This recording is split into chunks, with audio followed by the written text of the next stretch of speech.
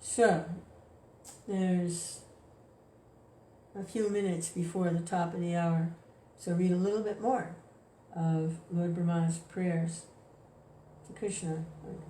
A couple mantras to go, finish the round. Hare Krishna, Krishna Krishna, Hare Hare, Hare Rama, Rama Rama, Hare Hare, Hare Krishna, Krishna Krishna, Hare Hare, Hare Rama, Rama Rama, Hare Hare, Hare Krishna, Krishna Krishna, Hare Hare, Hare Rama, Rama Rama, Hare Hare, Hare Krishna, Krishna Krishna, Hare Hare, Hare Rama, Rama Rama, Hare Hare, Hare Krishna, Krishna Krishna, Hare Hare, Hare Rama, Rama Rama, Hare Hare, Hare Krishna, Krishna Krishna, Hare Hare, Hare Rama, Rama Rama, Hare Hare, Hare Krishna, Krishna Krishna, Hare Hare, Hare Rama, Rama Rama, Hare Hare, Hare Krishna, Krishna Krishna, Hare Hare, Hare Rama, Rama Rama, Hare Hare, Hare Krishna, Krishna Krishna, Hare Hare, Hare Rama, Rama Rama, Hare Hare. Krishna Chaitanya Prabhu Nityananda Shri Advaita Gadadhara Shiva Sri Gaura Bhaktivinoda. So,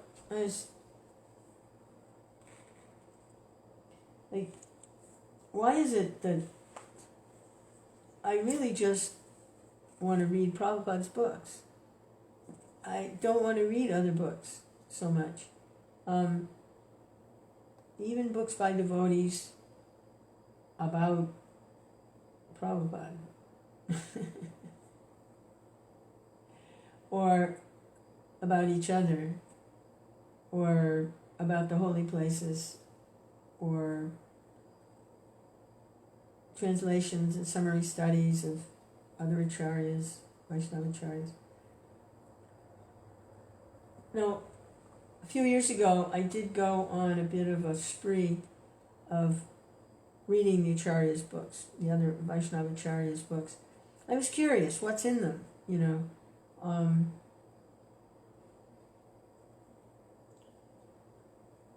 Vrindavan Das Thakur's book, Chaitanya Bhagavat. I read that. And I read some of Bilva Mangal Thakur's writings. And I read Bhakti Siddhanta's writings. And I read Bhakti Vinod Thakur's writings. Gorka Shore didn't have any writings. And some of the other acharyas, a little bit of Jiva Goswami. These things are all available for free on the internet, the English translations. And I was curious, what's in them? Krishna Samhita and Chaitanya Mangala and Chaitanya Bhagavat. And I read the book about Advaita Acharya by one of his disciples. And one thing that I got,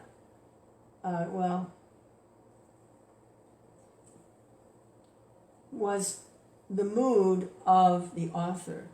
In other words, their mood is in their writings. Just like Prabhupada says, I'm in my books. So they're in their books. And they got to get a little bit of a sense of their personality and their mood of service by reading the books. And Bhakti Siddhanta, what a wonderful sense of humor. Oh my God. He's so right on. He's so funny. It's just really dry, It said that persons with great intelligence, their humor takes the form of irony. It's like dry and ironic humor. And he certainly got that. And then the mood of Bilva Mangal Thakur in his beautiful song on poems. So you get a sense of who they are, the acharyas, plus what they're saying.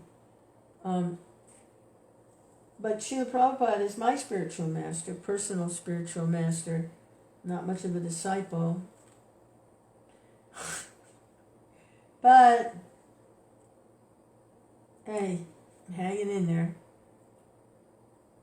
So I particularly appreciate his books because his mood is in his books. So I particularly appreciate, and now I don't have so much of a inclination to explore other writings and other acharyas and different accounts, and I don't have so much of a... Oh, and I read Mahabharata, very nice. I read kind of an abridged version, but it was really, really good. It was nice to have that as a background. About the Pandavas and what went on at that time. But it was an abridged version. So I like to read Prabhupada's books, because Prabhupada, I said, where's Prabhupada? He's in his books. Hare Krishna, there he is. Jai Srila Prabhupada. So this is a summary study of the 10th canto, Lord Brahma's prayers. And we find out that the reason Lord Brahma challenged Kṛṣṇa and stole away the calves and the boys and hid them in a secret place was to see how Kṛṣṇa would deal with it, and in doing so reveal more about his super incredible energies and powers as the Supreme Personality of Godhead. And that's exactly what happened. So having seen a magnificent display of Krishna's energy where he expanded as so many Vishnu forms to take the place of the calves and the boys, and it was just overwhelming for Lord Brahma. It was boing, strings popped out. And he saw what he wanted. He wanted to see these incredible potencies of Kṛṣṇa, who was standing there like a little cowherd boy in front of him.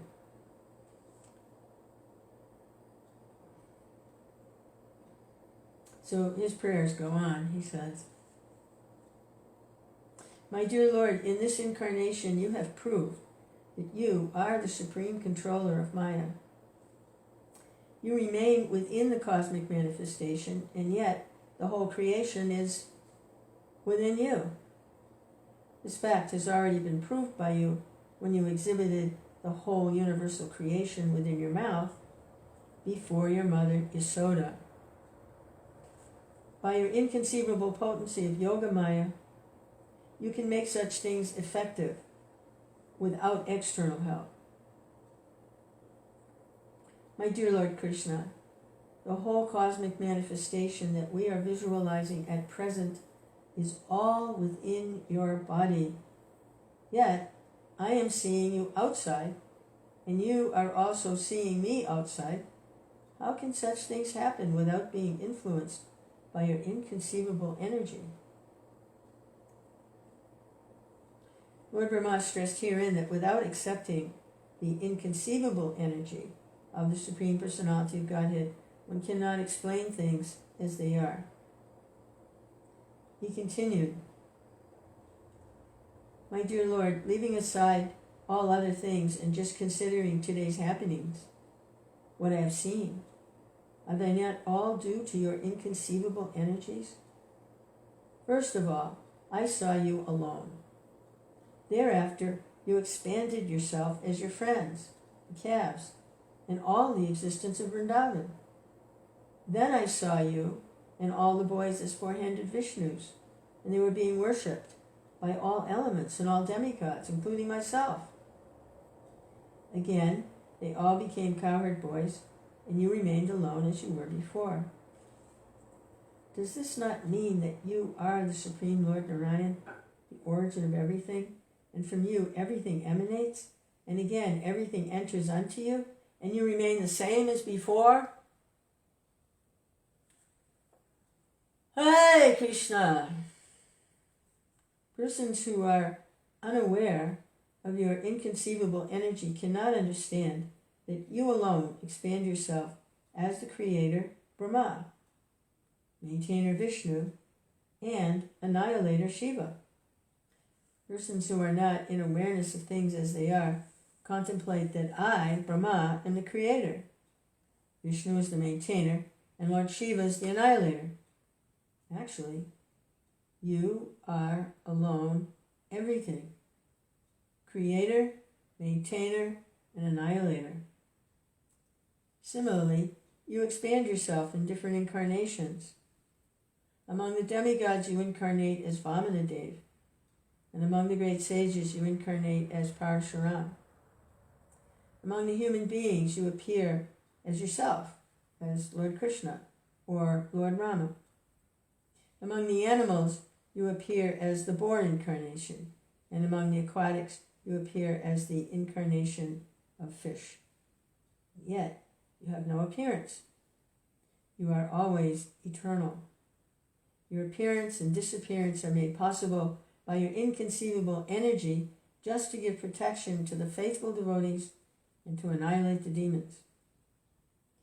O my Lord, O all-pervading Supreme Personality of Godhead, O Super Soul, controller of all mystic powers, no one can appreciate your transcendental pastimes as they are exhibited within these three worlds. No one can estimate how you have expanded your Yogamaya and your incarnation, and how you act by your transcendental energy. My dear Lord, this whole cosmic manifestation is just like a flashing dream, and its temporary existence simply disturbs the mind. As a result, we are full of anxiety in this existence. To live within this material world means simply to suffer and to be full of all miseries. And yet, this temporary existence of the material world appears to be pleasing and dear on account of its having evolved from your body, which is eternal, full of bliss and knowledge. My conclusion is, therefore, that you are the Super Soul, Absolute Truth, and the Supreme Original Person, and although you have expanded yourself in so many Vishnu forms, or in living entities and energies, by your inconceivable transcendental potencies, you are the Supreme One without a second. You are the Supreme Super Soul. The innumerable living entities are simply like sparks of the original fire. Your Lordship, the conception of the Super Soul as impersonal, is wrongly accepted because I see that you are the original person. A person with a poor fund of knowledge may think that because you are the son of Maharaj Nanda, you are not the original person, that you are born just like a human being. They are mistaken. You are the actual original person. That is my conclusion. In spite of your being the son of Nanda, you are the original person, and there's no doubt about it. You are the absolute truth, and you are not of this material darkness. You are the source of the original Brahma Jyoti, as well as the material luminaries. Your transcendental effulgence is identical with Brahma Jyoti. As it is described in the Brahma Samhita, the Brahma Jyoti is nothing but your personal bodily effulgence. There are many Vishnu incarnations and incarnations of your different qualities, but all of those incarnations are not on the same level. You are the original lamp. All incarnations might possess the same candle power as the original lamp, but the original lamp is the beginning of all light. Because you are not one of the creations of this material world, even after the annihilation of this world, your existence as you are will continue. Because you are the original person, you are therefore described in the Gopal Tapani, the Vedic Upanishad, as well as in the Brahma Samhita as Govinda Madi Purusha.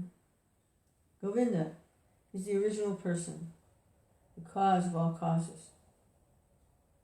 In the Bhagavad Gita also it is stated that you are the source of the Brahmāna effulgence. No one should conclude that your body is like an ordinary material body. Your body is akshara, indestructible. The material body is always full of threefold miseries, but your body is Satchidananda Vigraha, full of being, bliss, knowledge, eternality. You are also Niranjana because your pastimes as the little son of Mother Yasoda or the Lord of the Gopis are never contaminated by material qualities. And although you exhibited yourself in so many cowherd boys, calves, and cows, your transcendental potency is not reduced. You are always complete. As it is described in the Vedic literature, even if the complete is taken away from the complete, Supreme Absolute Truth, it yet remains the complete, Supreme Absolute Truth. And although many expansions from the complete are visible, the complete is one without a second.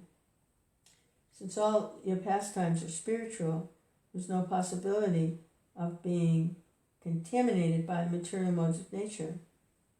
When you place yourself subordinate to your father and mother, Nanda and Yasoda, you are not reduced in your potency.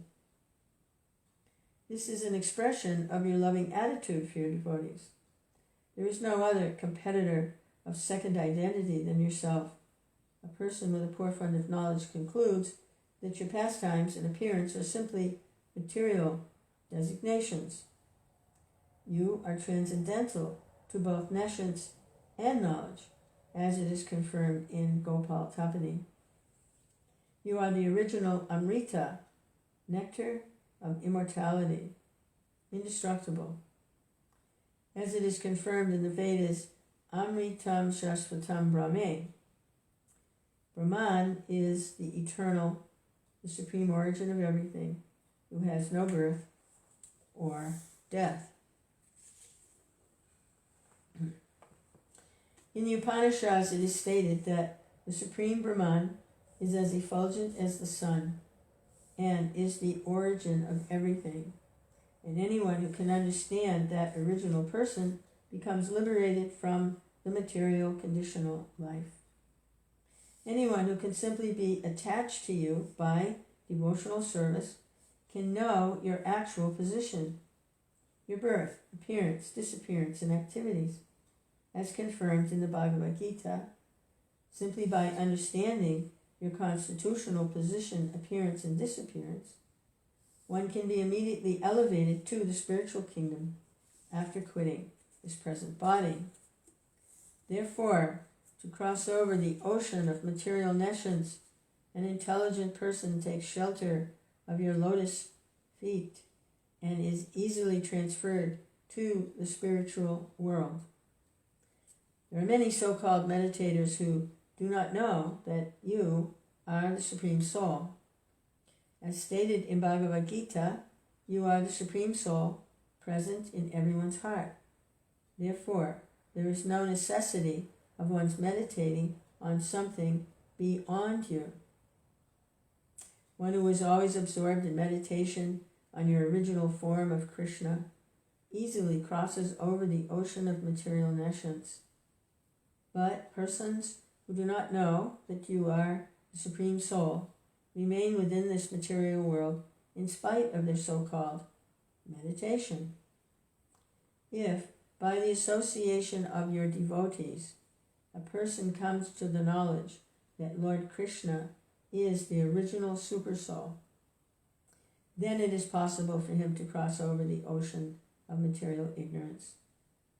For instance, a person becomes transcendental to the mistake of thinking a rope is a snake.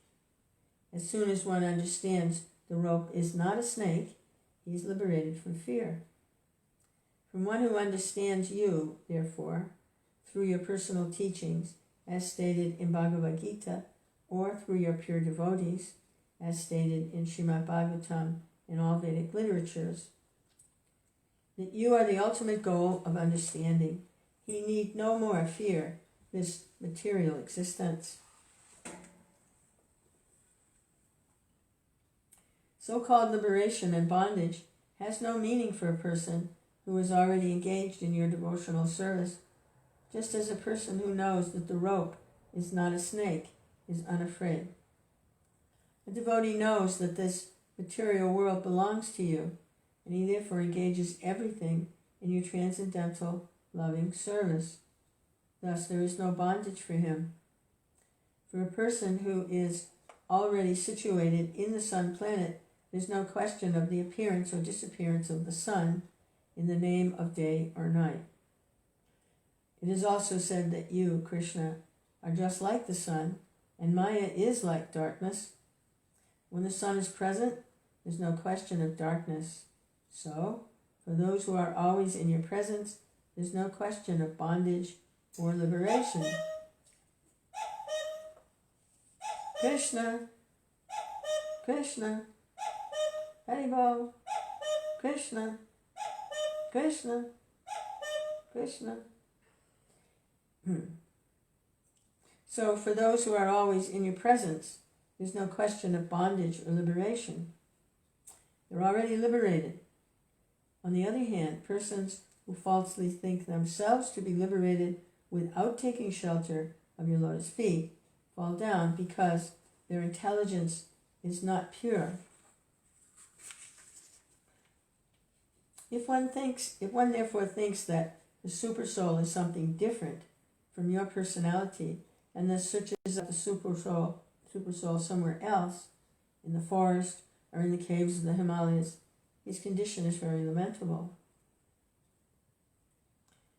Your teachings in the Bhagavad Gita are that one should give up all other processes of self-realization and simply surrender unto you, for that is complete. Because you are supreme in everything, those who are searching after Brahmā effulgence are also searching after you. And those who are searching after supersoul realization are also searching after you.